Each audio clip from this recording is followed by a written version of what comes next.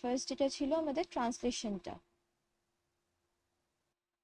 First এটা line ছিল, বন্ধুত্ব খুব সহজ কিন্তু ইহা রক্ষা করা বড় শক্ত। বন্ধুত্ব খুব সহজ, বন্ধুত্ব আমরা জানি ফ্রেন্ডশিপ, তো ফ্রেন্ডশিপ ঠিক আছে, অসুবিধা নেই, কিন্তু এখানে বন্ধুত্ব আর বন্ধুত্ব রক্ষা করা, তাহলে এখানে ফার্স্ট বন্ধুত্ব বলতে কি, বন্ধুত্ব করা, এই ব্যাপারটার কথা বলা হচ্ছে। তাহলে আমরা এভাবে লিখতে পারি, টু বি ফ্রেন্ড বা to make friends is very easy.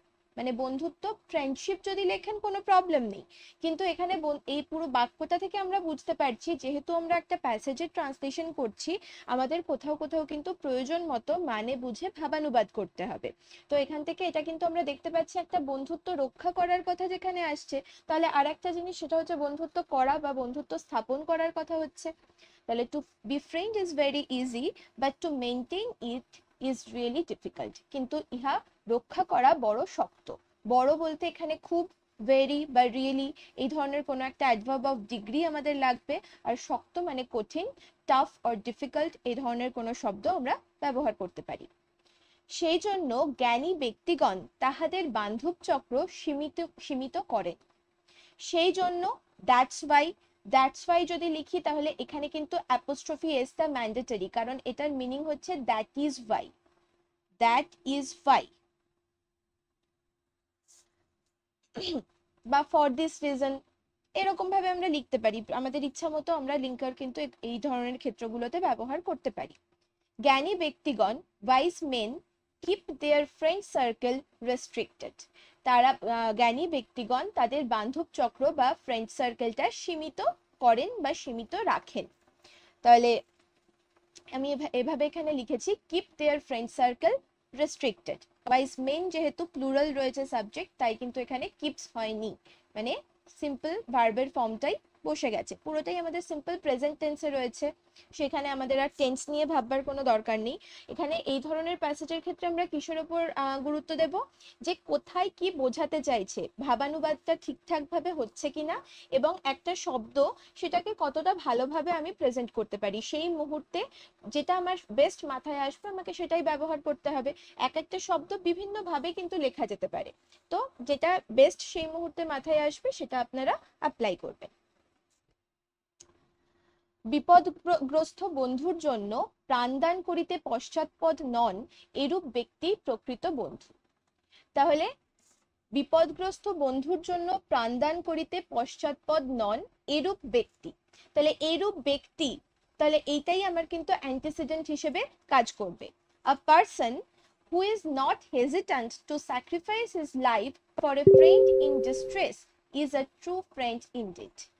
তাহলে সেই প্রকৃত বন্ধু যে তার বিপদে পড়া বা বিপদগ্রস্ত বন্ধুর জন্য প্রাণদান করতে পশ্চাৎপদ নন বলতে আমরা হেজিট্যান্ট এখানে ব্যবহার করেছি, রিল্যাক্ট্যান্ট হতে পারে, তো এখানে আপনারা প্রয়োজন মতো ব্যবহার করতে পারেন, বা এখানে আপনারা ডিরেক্ট ভার্ব হিসেবে ইউজ করে দিতে পারেন, হু ইজ নট হেজিট্যান্ট এরকম না করে হু ডাজন্ট হেজিটেট এরকম ভাবেও লিখতে পারেন, তাতে কিন্তু কোনো রকম কোনো অসুবিধা নেই। অতএব আমরা বন্ধু নির্বাচনে অবশ্যই অবিলম্বে সতর্কতা অবলম্বন করিব। অতএব দেয়ারফোর আমরা বন্ধু নির্বাচনে অবশ্যই অবশ্যই সতর্কতা অবলম্বন করিব, নর্মালি দেখতে গেলে করিব মানে করব, সিম্পল ফিউচার টেন্স রয়েছে, কিন্তু সেই সঙ্গে অবশ্যই একটা ম্যান্ডেটরি একটা ব্যাপার যেহেতু মেনশন রয়েছে, সেজন্য আমরা কিন্তু মডেল ভার্ব মাস্টকে এখানে ব্যবহার করব। Therefore, we must take immediate precautions in culling our friends. কাল মানে হচ্ছে নির্বাচন করা, বিচার করা, এখানে সিলেক্টিং লিখতে পারতেন, চুজিং লিখতে পারতেন, তো এগুলো আমাদের শব্দগুলো যেরকম মাথায় আসবে পরীক্ষার হলে সেই অনুযায়ী আমরা লিখব। রয়েছে ফিউচার টেন্স, কিন্তু যেহেতু আমাদের অবশ্যই এই সেন্সটা রয়েছে তাই আমরা মডেল ভার্ব মাস্টকে ব্যবহার করলাম। আমরা যখন 2 পয়সা মূল্যের মাটির পাত্র ক্রয় করি, তখন পাত্রটি ভগ্ন কিনা দেখিবার জন্য তাহা ভালো করিয়া যাচাই করিয়া লই। তাহলে আমরা যখন এভাবে রয়েছে, মানে কমপ্লেক্স সেন্টেন্সে রয়েছে, তাহলে when we buy an cheap earthen পট, এভাবে আমরা লিখতে পারি, অসুবিধা নেই। আবার এটাকে এভাবেও লেখা যেতে পারে, before buying a cheap earthen pot we examine it thoroughly, আমরা এটা ভালো করিয়া যাচাই করিয়া লই, তার মানে আমরা ভালো করে যাচাই করি। We examine it thoroughly to test whether it is cracked. তাহলে এটা ভগ্ন কিনা বলতে এর মধ্যে কোনো ফাটা ইত্যাদি আছে কিনা, তো সেই হিসেবে আমরা ক্র্যাকড কথাটা, যেহেতু আর্দেন পটের কথা রয়েছে তাই আমরা ক্র্যাকড কথাটা কিন্তু ব্যবহার করতে পারি, ব্রোকেনের থেকে এটা বেশি ভালো হবে। তাহলে before buying a cheap earthen pot we examine it thoroughly to test whether it is cracked. কিন্তু বন্ধুত্ব করিবার সময় সেরূপ চিন্তা করি না, but we do not consider it before entering into a friendship. তাহলে বন্ধুত্ব করিবার সময় বলতে টু মেক ফ্রেন্ডশিপ এরকম হতে পারে। আর ফ্রেন্ডশিপ, এই এন্টার ইনটু ফ্রেন্ডশিপ বা enter into an abstract idea and abstract relationship, এইগুলোর ক্ষেত্রে এন্টারের সঙ্গে আমরা ইনটু ব্যবহার করে থাকি। তো এইভাবে আমরা লিখতেই পারি যে উই ডু নট কনসিডার ইট, আমরা সেরূপ চিন্তা করি না। তাহলে থিঙ্ক, চিন্তা করা, কিন্তু এখানে কি আগে যে বিষয়টা বলা হলো সেটা কনসিডার করার কথা বলা হচ্ছে, সেজন্য থিঙ্কের থেকে কিন্তু কনসিডার শব্দটা এখানে ভালো যাবে। তো এইগুলোই হচ্ছে ব্যাপার, যে কোন জায়গাতে বাংলাটা দুটোই চিন্তা করা, থিঙ্ক মানে চিন্তা করা, আবার এখানে কিন্তু কনসিডারটা চিন্তা হিসেবে ভালো আসবে, মানে মিনিংটা বেশি ভালো হবে। তো এই শব্দগুলো আমাদের কিন্তু মাথায় যতটা সম্ভব আনার চেষ্টা করতে হবে। But we do not consider it before entering into a friendship, এবং সেই জন্য ভবিষ্যতে আমাদিগকে প্রতারিত হইয়া বন্ধুদের বিশ্বাসহীনতার জন্য অভিযোগ করিতে হয়।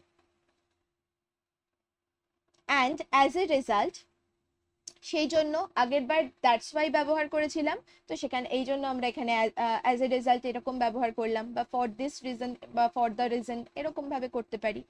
উই হ্যাভ টু কমপ্লেন, আমাদের অভিযোগ করতে হয়, যে কোনো কিছু করতে হয়, যেতে হয়, খেতে হয়, এক্ষেত্রে আমরা হ্যাভ টুর ব্যবহার শিখেছি।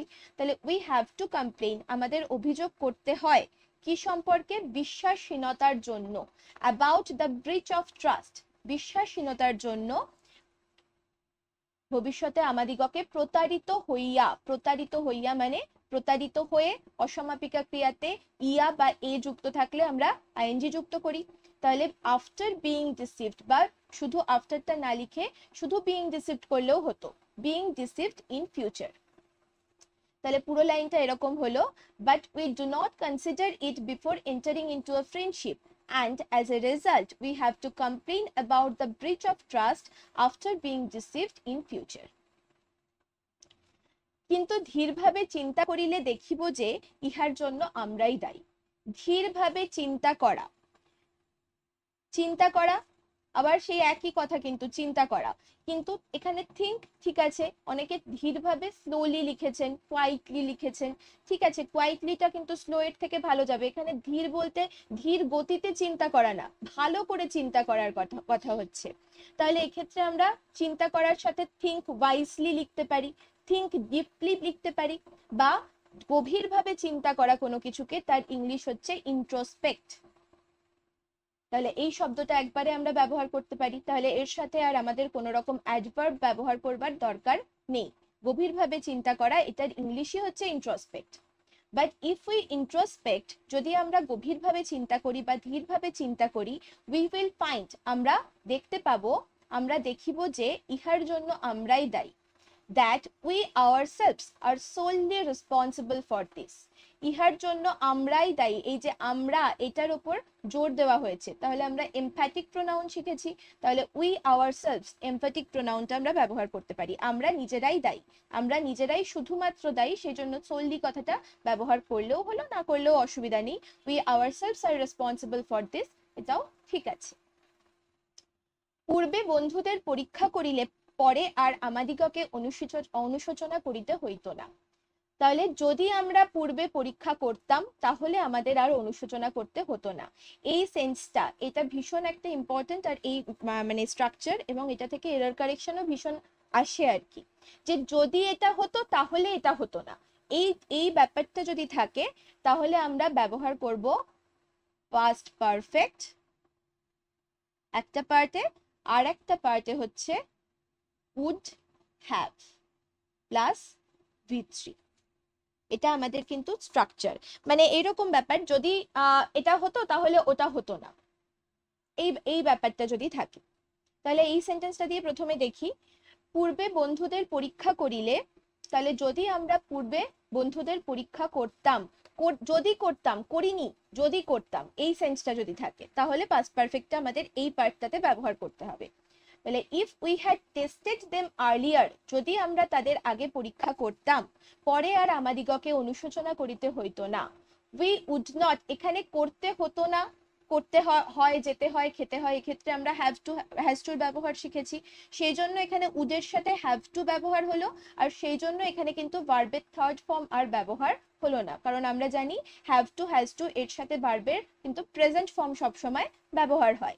তো এই করতে হতো না এই ব্যাপারটা রয়েছে যেহেতু, তাই আমরা এভাবে করলাম, we would not have to repent later, আমাদের আর অনুশোচনা, পরে আর অনুশোচনা করতে হতো না। কিন্তু সেন্টেন্সটা অনেক সময় স্ট্রাকচারটা এরকম থাকে, যদি একটা এক্সাম্পল আমরা নিই, যদি আমি সেখানে যেতাম, মানে আমি জাস্ট একটা কমন একটা অ্যাব্রাপ্টলি নিচ্ছি, যদি আমি সেখানে যেতাম তুমি এটা করতে না, এখানে কিন্তু করতে হতো না ওই রকম কোনো ব্যাপার নেই, যদি আমি সেখানে যেতাম তুমি এটা করতে না, এক্ষেত্রে আমরা কি করব, তাহলে যদি আমি সেখানে যেতাম, আমি যাইনি কিন্তু যদি যেতাম, তাহলে পাস্ট পারফেক্ট এখানে ব্যবহার করব, ইফ আই হ্যাড গন দেয়ার, যদি আমি সেখানে যেতাম তুমি এটা করতে না, you would not have V3, মানে ডান দিস। এই স্ট্রাকচারটা খুব ইম্পর্টেন্ট একটা স্ট্রাকচার, এটার থেকে প্রশ্ন কিরকম ভাবে আসে, এখানে হয় পাস্ট পারফেক্ট ব্যবহার করবে না, না হলে এখানে উডের সাথে হ্যাভ প্লাস V3 এটা ব্যবহার করবে না, যে কোনো একটা না করে দিয়ে দেবে এবং বলবে এরর কারেকশন করতে। আর এখানে যেহেতু করতে হতো না এই ব্যাপারটা রয়েছে, তাই would not have plus V3 না করে উড নট হ্যাভ টু করলাম, আর হ্যাভ টু হ্যাজ টুর সঙ্গে কখনো V3 হয় না, তাই এখানে ভার্বের প্রেজেন্ট ফর্মটাই কিন্তু বসে। তাহলে if we had tested them earlier we would not have to repent later। তাহলে এই ছিল আমাদের ট্রান্সলেশনটা।